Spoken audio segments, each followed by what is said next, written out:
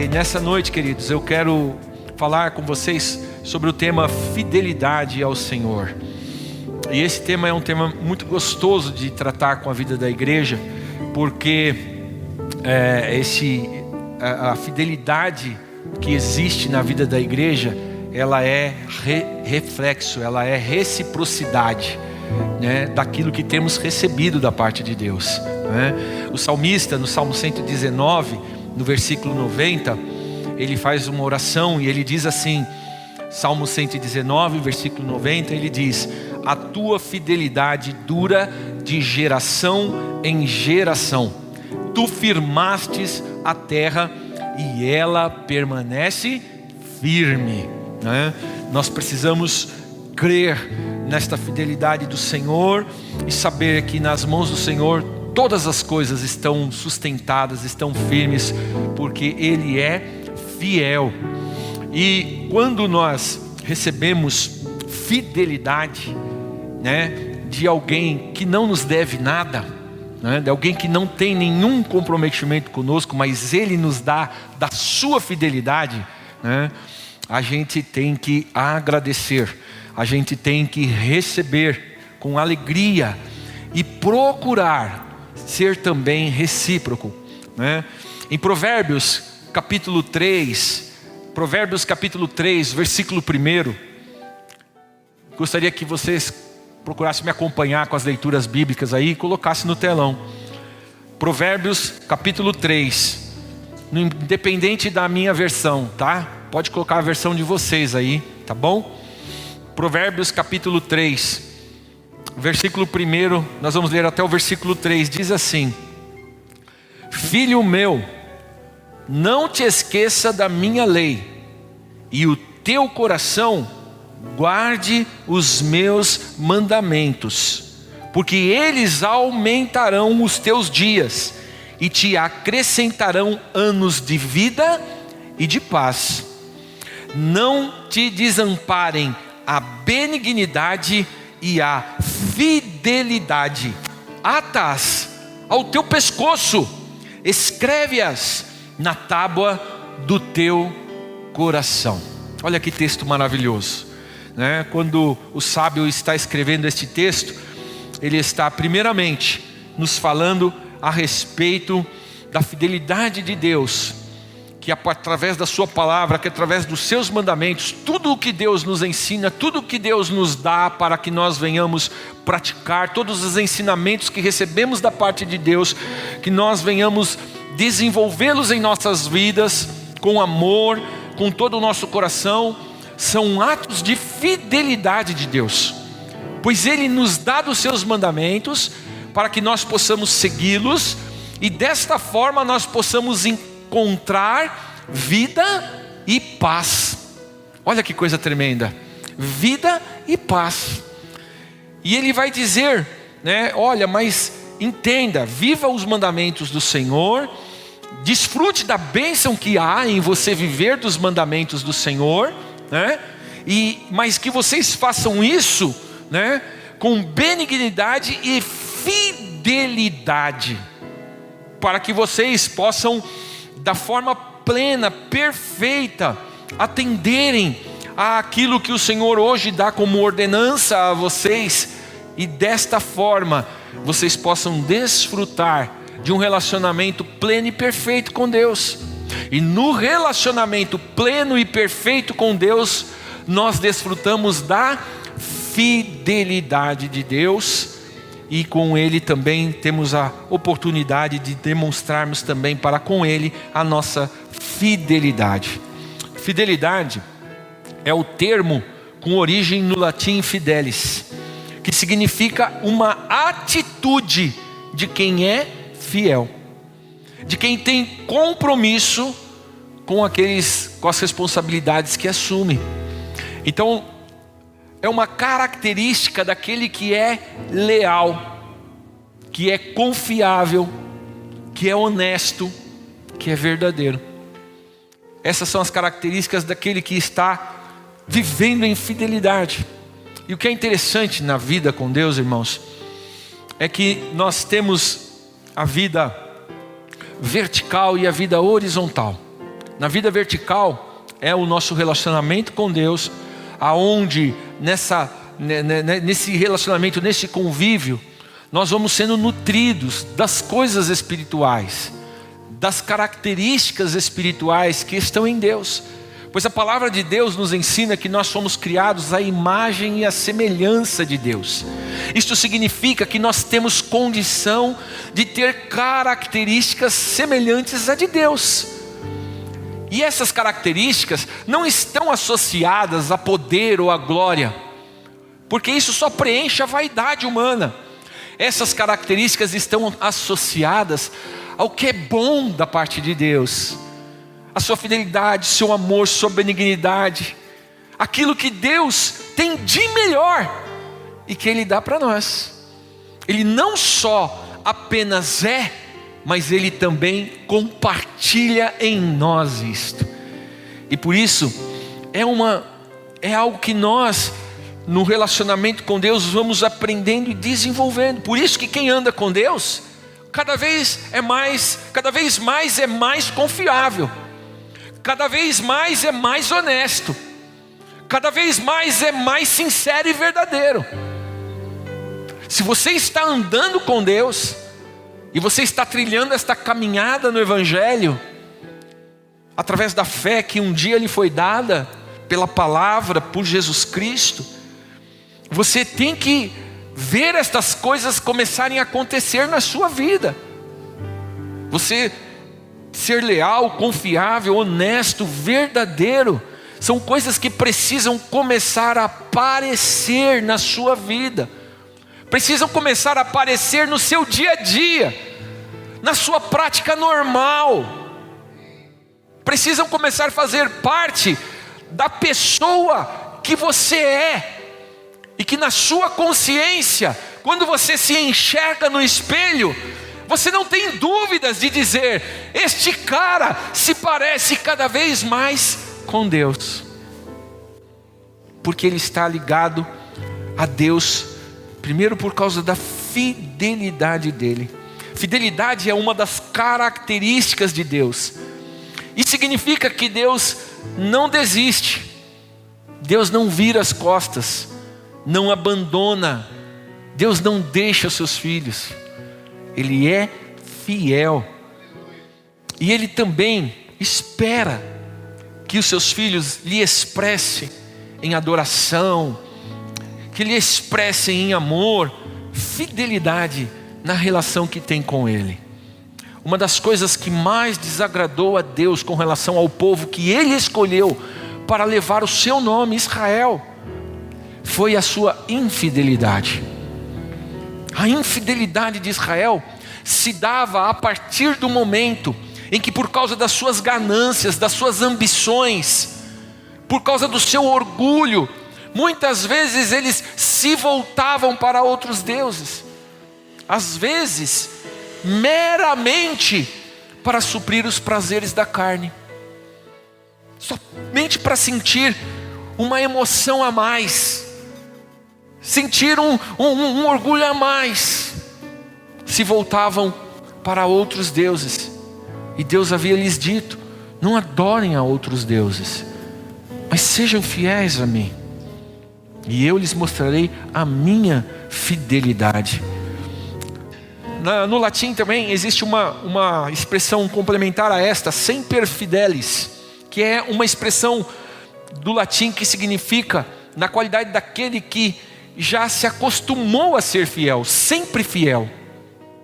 E é interessante que isto não é uma expressão que era usada como uma imposição, ou seja, não era uma obrigação, mas era uma expressão que era utilizada por uma constatação. Quem ganhava esse título de semper fidelis eram aqueles que eram enxergados como pessoas que naturalmente já agiam de forma fiel. Já eram pessoas, e este foi o tema que foi adotado pelos fuzileiros navais dos Estados Unidos da América, que ficou por muitos anos conhecido como uma das tropas de elite das frentes dos exércitos norte-americanos, para atuar em toda e qualquer situação, aonde se precisava de pessoas que eles tinham certeza que não iriam ter medo de nada, queriam cumprir a sua missão, queriam até o fim, até as últimas consequências, para continuarem se mantendo fiéis, sempre fiéis. Então, quando eles eram designados para uma missão, uma coisa era certa: eles poderiam não vencer, eles poderiam não alcançar o seu objetivo, mas eles não abandonariam a sua missão. Eles iriam até o fim. E assim eles eram conhecidos. E assim foi a sua marca do Corpo de Fuzileiros Navais dos Estados Unidos, que se transformou ao longo das histórias na maior elite militar que já existiu. Fidelidade ao Senhor é uma postura, não é uma promessa. Fidelidade ao Senhor não é simplesmente um voto, mas é uma postura, é uma posição. Fidelidade está diretamente ligada a uma postura que nós praticamos em nossas vidas, por causa do processo de santidade de Deus que está tomando conta de nós. Nenhum de nós seremos totalmente santos até o dia em que recebermos o nosso corpo glorificado. Nós estamos sendo santificados. Muitas pessoas, já ouvi muitas pessoas às vezes falarem assim, né? Quando a pessoa chega num estágio de santidade tão grande, né? Deus recolhe. Isso não é verdade, né? Porque a santidade só virá para nós novamente quando nós deixarmos este corpo corruptível, pecaminoso, e termos então da parte de Deus o nosso corpo incorruptível. Aí então seremos santos. Mas o processo de santidade que começou em Jesus Cristo em nossas vidas, para aqueles que estavam lá no dia do Calvário, naquele dia, ao confessarem em Jesus, o processo de santidade já começou na vida deles. Antigamente, quando nós vemos lá, por exemplo, quando Deus chega para Josué, antes deles atravessarem o rio Jordão, né? Deus orienta Josué e diz para Josué: ordene o povo que se santifique, porque amanhã eu farei maravilhas no meio de vós. Deus já estava anunciando o milagre que eles iriam ver mais uma vez do rio, não dessa vez não no Mar Vermelho, mas o rio Jordão mais uma vez ia se abrir, uma porção de água muito grande iria se abrir para que eles pudessem passar. Quando eu estive em Israel, eu perguntei para o guia: o rio Jordão sempre foi assim? Porque a verdade é que o rio Jordão ele tem uma extensão que dá aproximadamente uns 150 metros de largura. Ele não é tão grande e ele também não é tão profundo, e praticamente em toda a sua extensão ele é assim. Essa é a característica do rio Jordão. Aí eu perguntei para o guia, né, se ele sempre foi assim. Ele falou assim: acreditam que sim, que nunca houve uma mudança muito forte, alguma mudança significativa das margens do Jordão. A maior mudança que acontece lá é nas épocas da cheia, quando as suas margens extravasam bastante, né? Mas ele disse aquilo, e a gente perguntou: por que será que Deus então abriu o Jordão para que aquele povo passasse? Eles poderiam ter ido por outro caminho, eles poderiam ter feito outra rota, poderiam. Mas a questão é que se você ler lá em Josué capítulo 3, você vai ver que aonde Deus abriu o Jordão, fez com que eles saíssem de frente para Jericó, de frente para a muralha que daqui a pouco Deus iria de forma milagrosa derrubar, para que então eles pudessem definitivamente entrar na terra prometida. A fidelidade de Deus, ela é detalhista.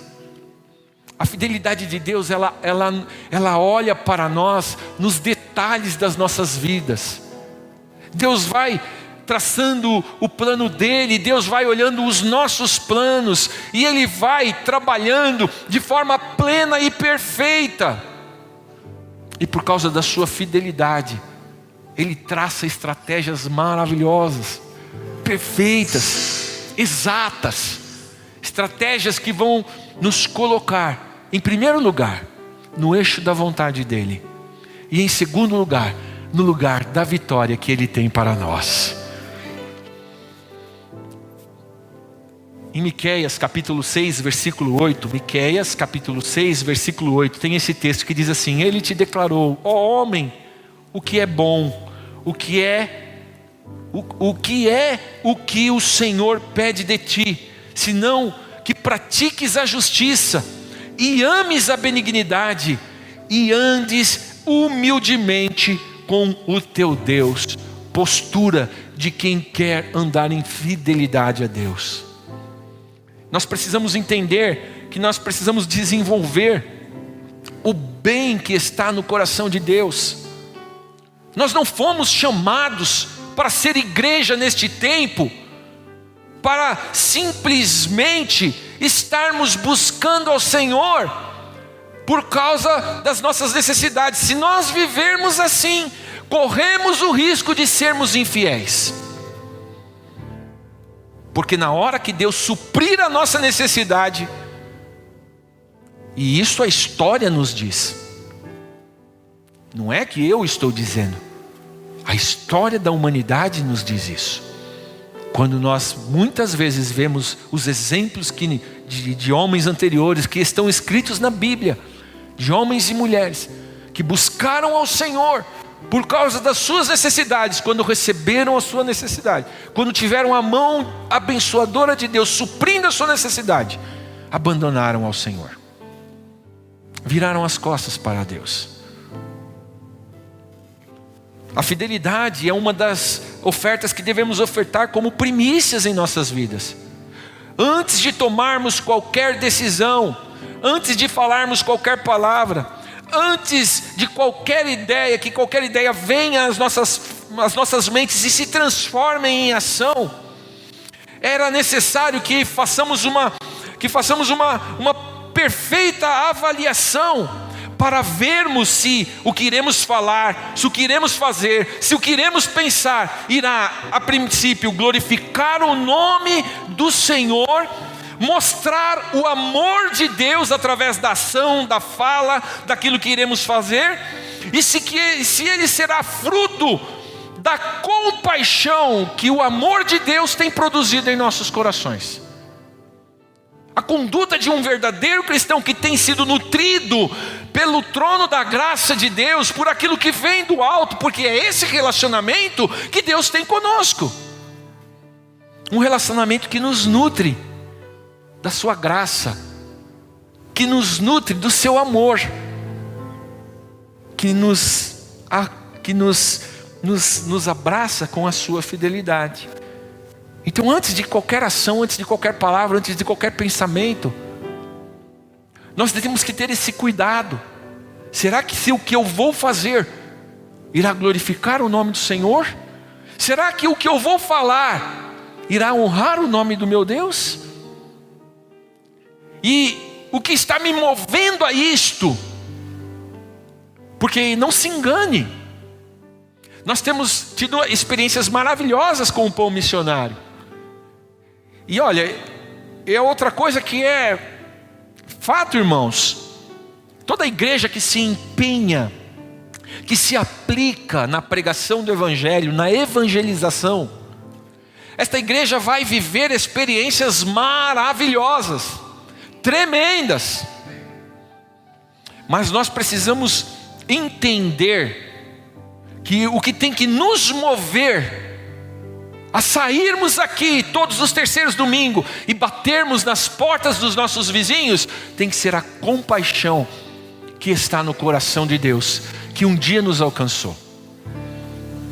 Se essa é a nossa motivação, nós teremos a alegria do céu constante em nossas vidas, em ouvir como ouvimos hoje, um trabalho que foi feito em São Caetano, que Deus abriu a porta de São Caetano para que por um período de tempo o Evangelho fosse pregado naquela região. E Elaine, vou te dizer, se todo o fruto de todo aquele investimento que nós fizemos, de todo aquele trabalho que nós tivemos naquela igreja de São Caetano, foi esta mulher, o reino de Deus já ganhou, aleluia! Mesmo que agora ela esteja em outra cidade, em outra igreja, ela esteja em outra localidade, não importa.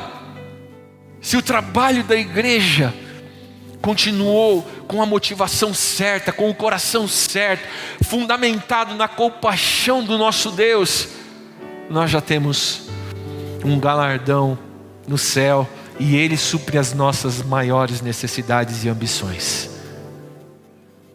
O que você está fazendo hoje no seu trabalho, na sua escola, na sua casa, no ônibus, ou em qualquer lugar por onde você andar, irá permitir que as pessoas vejam em você uma pessoa ligada com fidelidade a um Deus que se declara como um Deus de amor? Será que o que estamos fazendo como igreja neste lugar reflete o amor do Deus a quem servimos neste lugar? Existia uma expressão que ela é, na verdade, ela é usada para o tempo do DVD, dos CDs, né? Que era a expressão Hi-Fi, High Fidelity. Era uma abreviação de High Fidelity, que significa alta fidelidade. Significa um nível mais alto de compreensão, de nitidez. A High Fidelity, o Hi-Fi, né, permitia que através da boa qualidade das mídias que haviam evoluído, dos antigos bolachões, dos discos de vinil, que já eram bons, que apanhavam um pouco porque nem sempre as pessoas conseguiam ter um aparelho com uma agulha de cristal. Às vezes tinha um aparelho um pouco menos bom, né?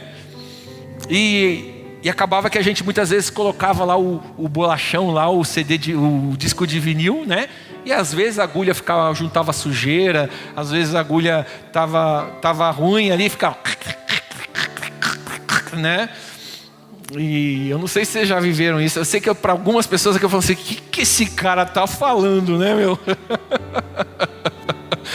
Mas depois veio os CDs, e os CDs deram essa condição que quem na verdade colocava um bom fone de ouvido conseguia ouvir detalhes da música, né? Detalhes que talvez de uma outra forma não conseguiriam ouvir. E essa expressão alta fidelidade, ela nos mostra uma qualidade maior daquilo que nós estamos produzindo. Uma qualidade que vai expressar com mais nitidez daquilo que estamos falando. De um Deus fiel. De um Deus que cumpre suas promessas. De um Deus que tem um plano para nós. De um Deus que está trabalhando por todos nós. De um Deus que pagou um preço muito alto ao entregar seu Filho Jesus na cruz do Calvário, para morrer por causa dos nossos pecados, e desta forma nos justificar mediante a fé que temos nele. Precisamos ser exemplos que realmente possam dar clareza para aqueles que nos ouvem. Clareza daquilo que estamos fazendo ao abraçarmos a fé em Jesus Cristo, ao estarmos envolvidos num projeto como o desta igreja. Precisamos ser nítidos, precisamos ser cópias fiéis de Deus aqui na terra. E que desta forma, queridos, nós possamos realmente mostrar a fidelidade de Deus através também da nossa fidelidade a Ele. Fidelidade não é perfeição, mas é busca da perfeição. Aí em 2 Crônicas, capítulo 19, conta-nos a história do rei Josafá. Quando ele volta da guerra, ele volta em paz, depois de um longo período de guerras que Jerusalém havia passado. antes do seu pai, do seu avô, do seu pai, Josafá, tinha Jerusalém, tinha passado pela mão de alguns reis que não tinham sido fiéis a Deus, não tinham honrado ao nome do Senhor. E Josafá, ele também, quando começou a reinar em Israel, ele também, no início, ele teve um pouco de dificuldade com relação a se manter fiel ao Senhor, mas graças a Deus ele começou a andar por um caminho onde ele conseguiu fazer com que o povo voltasse mais uma vez para ter atenção a Deus e as coisas do Senhor. Então ele vai estabelecer uma forma de governo na qual ele vai trazer juízes para julgar o povo, para conseguir coordenar o povo, para que desta forma, com a ação dos juízes, eles possam começar a ensinar o povo a andar em fidelidade a Deus, porque estava muito fácil ser infiel a Deus. Mas o que é interessante nessa história, ele dá uma ordem, no versículo 9 do capítulo 19, ele dá uma ordem ao povo, e essa ordem, ela traz ela traz para nós uma referência de como é que nós, não sendo perfeitos, podemos andar em fidelidade a Deus. Olha só no versículo 9, capítulo 19 de 2 Crônicas: e deu-lhes ordem, dizendo: assim fazei no temor do Senhor, com fidelidade e com o coração íntegro. O temor do Senhor é a ação. Aqui, a fidelidade e o coração íntegro é a consequência da ação. O temor do Senhor, já dizia o sábio, é o princípio da sabedoria. É onde nós começamos a caminhar com sabedoria na vida e conseguimos desenvolver o que é fiel e íntegro. Temor ao Senhor. E o temor do Senhor não é medo de Deus, porque muitas vezes o medo de Deus foi a única sensação que o povo de Israel tinha: medo de perder a colheita, medo de ser atacado pelos inimigos, medo de perder as terras, medo de perder o reinado. Muitas vezes esta foi a única força que regeu a mente e o coração do povo de Israel. E isso não é temor ao Senhor. O temor do Senhor é reconhecer que mesmo nós não sendo merecedores, Ele tem nos dado mais do que merecemos. Que mesmo não sendo merecedores, Ele nos tem feito promessas. Que mesmo não sendo merecedores, Ele pagou um alto preço para nos alcançar e nos resgatar. Se nós entendermos isto, seremos gratos ao Senhor. Haverá em nosso coração uma ação de gratidão tão profunda, que nada nos moverá da direção de sermos fiéis ao Senhor.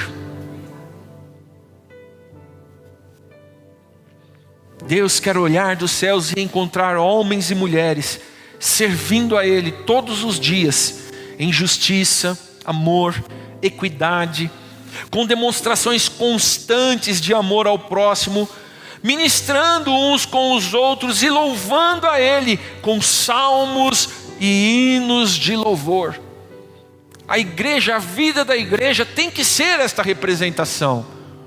Nós precisamos acordar todos os dias com a vontade de sermos bom para alguém, de fazermos o bem, de vivermos em paz. Devemos acordar todos os dias de ter a alegria de fazer parte do corpo de Cristo, que é a sua igreja reunida. Precisamos ter estas coisas sendo as cláusulas, aquilo que rege o nosso coração, o que rege as nossas práticas de vida, porque todos os dias somos desafiados a ser fiéis.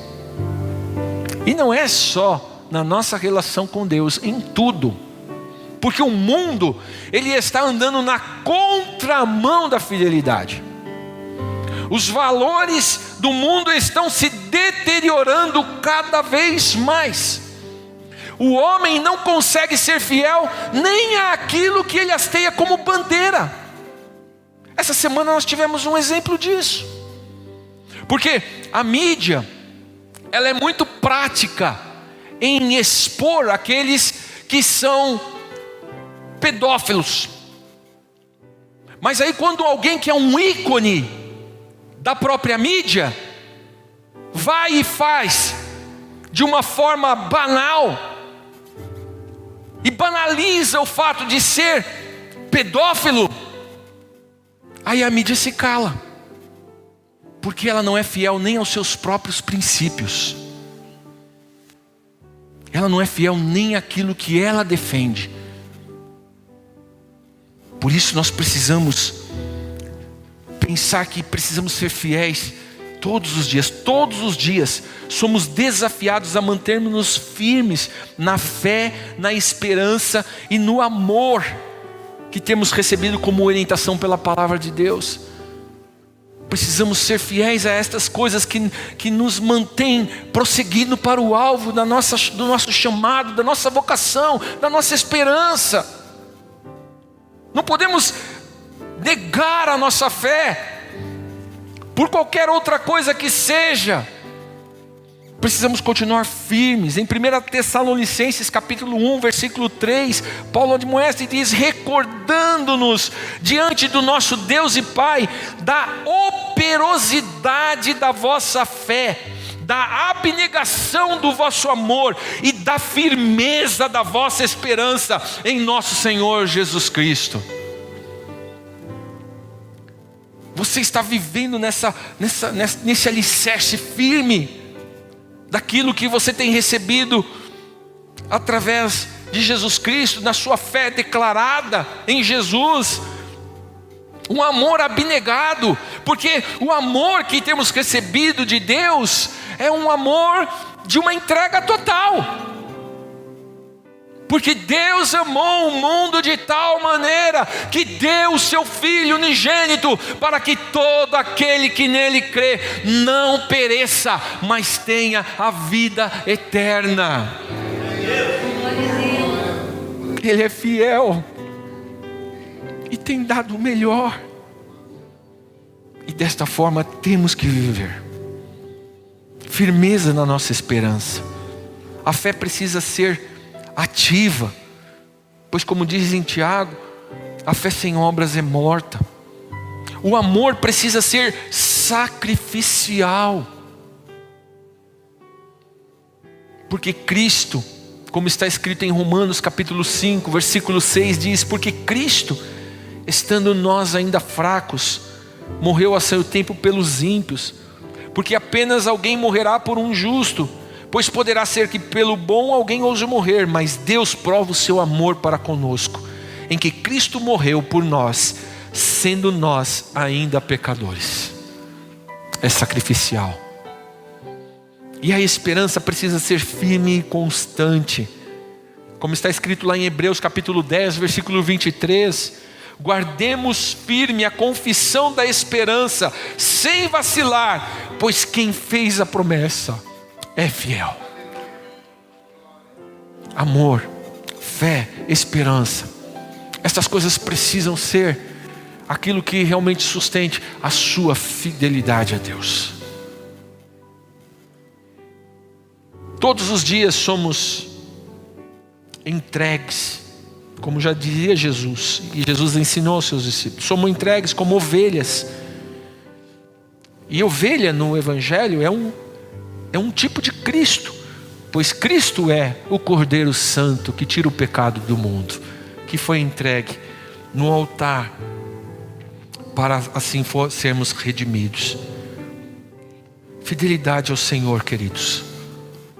Fidelidade ao Senhor não é algo que dependa de um esforço humano, é algo que depende de um coração rendido a Deus, de um coração ligado a Ele, de alguém que está atento ao que Ele tem falado, de alguém que crê no que Ele falou e de que vive essa esperança a cada dia. Eu quero encerrar lendo com vocês texto de Romanos, capítulo 8. Para mim, um dos textos mais lindos das Escrituras Sagradas. E com a leitura desse texto eu encerro a mensagem desta noite. E queria que você levasse para a sua casa a minha reflexão desta noite. Pudesse rever as suas práticas, as suas atitudes, as suas condutas, para ver se em tudo que você tem feito, o Senhor tem sido honrado na sua vida. Porque Deus tem grandes coisas para fazer através da nossa vida e na nossa vida, irmãos. É prazer de Deus nos abençoar. É prazer de Deus estender a sua mão de bondade e misericórdia para nos alcançar. Mas nós precisamos andar de uma forma digna e honrosa ao nome do Senhor. Romanos capítulo 8. Vamos ler esse texto juntos? Gostaria de pedir que fosse colocado. Eu acho que está na versão que está aqui. É um pouco diferente, mas não importa. Pode colocar no telão, do primeiro versículo em diante. Portanto, agora nenhuma condenação há para os que estão em Cristo Jesus, que não andam segundo a carne, mas segundo o Espírito. Porque a lei do Espírito de vida em Cristo Jesus me livrou da lei do pecado e da morte. Porquanto o que era impossível à lei, visto como estava enferma pela carne, Deus, enviando o seu Filho em semelhança da carne do pecado, pelo pecado condenou o pecado da carne, para que a justiça da lei se cumprisse em nós, que não andamos segundo a carne, mas segundo o Espírito. Diga assim: não andamos segundo a carne, mas andamos segundo o Espírito. Porque os que são segundo a carne inclinam-se para as coisas da carne, mas os que são segundo o Espírito para as coisas do Espírito.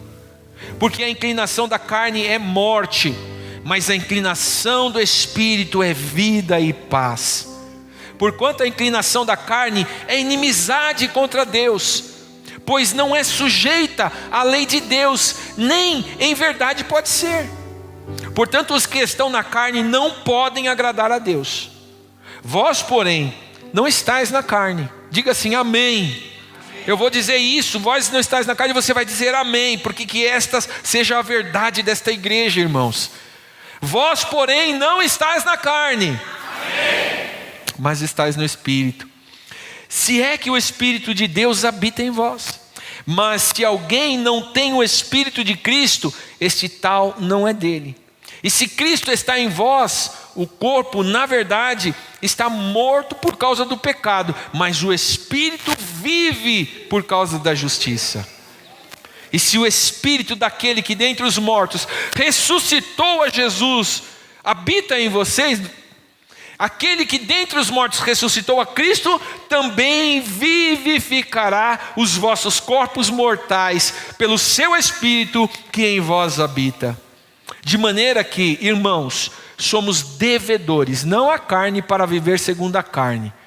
Porque se viverdes segundo a carne, morrereis. Mas se pelo Espírito mortificardes as obras do corpo, vivereis. Porque todos os que são guiados pelo Espírito de Deus, estes são filhos de Deus. Porque não recebestes o espírito de escravidão, para outra vez estardes em temor, mas recebestes o espírito de adoção de filhos, pelo qual clamamos: Abba, Pai. O mesmo Espírito testifica com o nosso espírito que somos filhos de Deus. E se nós somos filhos, somos logo herdeiros também, herdeiros de Deus e co-herdeiros de Cristo. Se é certo que com Ele padecemos, para que também com Ele sejamos glorificados. Porque para mim tenho por certo que as aflições deste tempo presente não são para comparar com a glória que em nós há de ser revelada. Firmeza na esperança que você tem. Não deixe de acreditar nisso que você está lendo comigo agora. Porque eu vou ler de novo o versículo 18. Porque para mim por certo que as aflições deste tempo presente não dão para comparar com a glória que em nós há de ser revelada.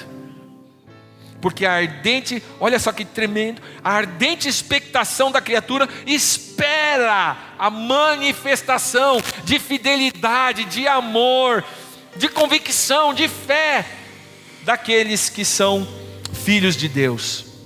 Porque a criação ficou sujeita à vaidade, não por sua vontade, mas por causa do que a sujeitou, na esperança de que também a mesma criatura será libertada da servidão da corrupção para a liberdade da glória dos filhos de Deus. Porque sabemos que toda a criação geme e está juntamente com dores de parto até agora, e não só ela, mas nós mesmos, que temos as primícias do Espírito, também gememos em nós mesmos, esperando a adoção, a saber, a redenção do nosso corpo. Porque em esperança fomos salvos. Ora, a esperança que se vê não é esperança, porque o que alguém vê, como esperará? Mas se esperamos o que não vemos, com paciência o esperamos. E da mesma maneira também o Espírito, abaixa um pouquinho o meu retorno que está apitando aqui, mas da mesma maneira também o Espírito ajuda nas nossas fraquezas, porque não sabemos o que havemos de pedir como convém, mas o mesmo Espírito intercede por nós com gemidos inexprimíveis. E aquele que examina os corações, que é o Espírito Santo, sabe qual é a intenção, e é Ele que segundo Deus intercede pelos santos. E sabemos que todas as coisas contribuem juntamente para o bem daqueles que amam a Deus, daqueles que são chamados segundo o seu propósito.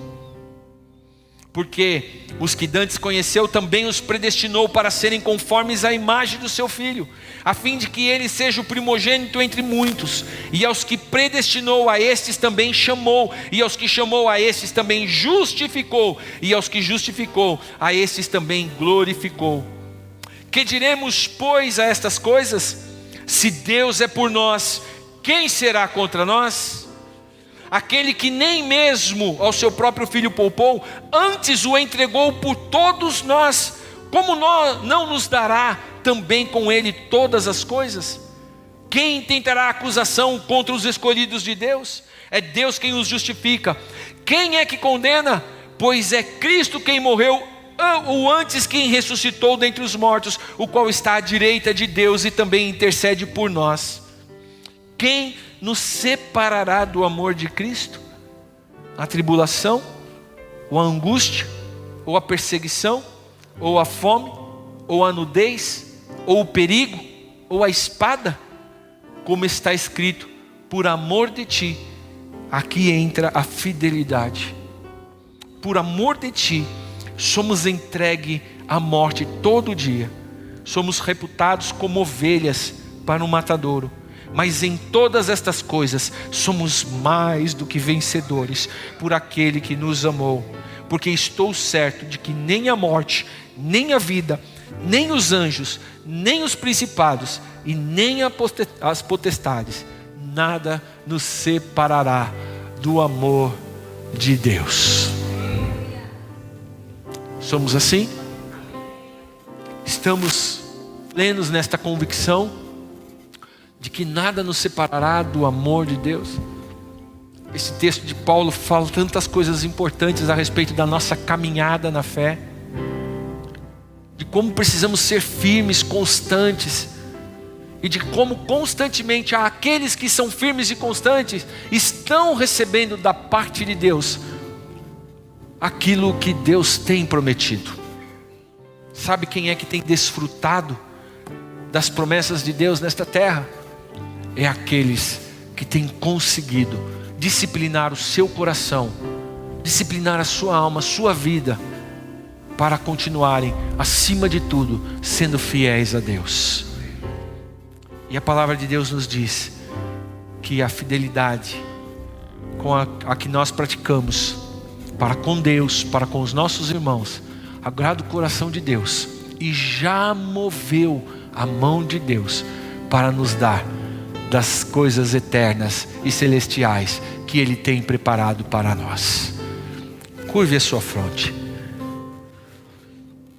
Se nesta noite alguém neste lugar está entre nós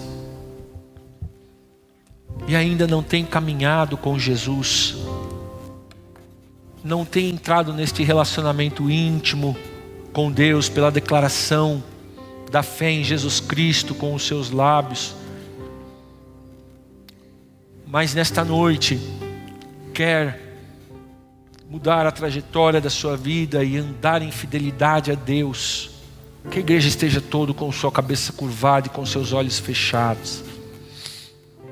E nesta noite você quer andar em fidelidade ao Senhor e buscar este caminho de aperfeiçoamento do amor de Deus em seu coração e desfrutar da fidelidade deste Deus que não volta atrás com sua palavra, que não falha, que não tarda, que não desampara, mas que antes tem abraçado aqueles que o têm buscado. Se nesta noite você quer desfrutar disso, coloque a mão no seu coração e faça comigo esta oração, dizendo assim: Senhor meu Deus, eu, Senhor meu Deus, me arrependo de todos os meus pecados.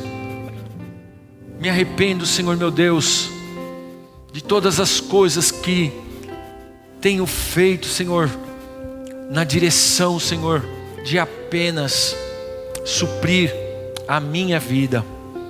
Mas nesta noite, Senhor, eu abro o meu coração para ser, Senhor meu Deus, alcançado por Ti, para poder, Senhor meu Deus, ter na minha vida, Senhor, a partir de hoje, o Teu senhorio, o Teu domínio, para que desta forma, Senhor, a minha vida glorifique a Ti, para que desta forma, Senhor, a minha vida honre ao Teu nome.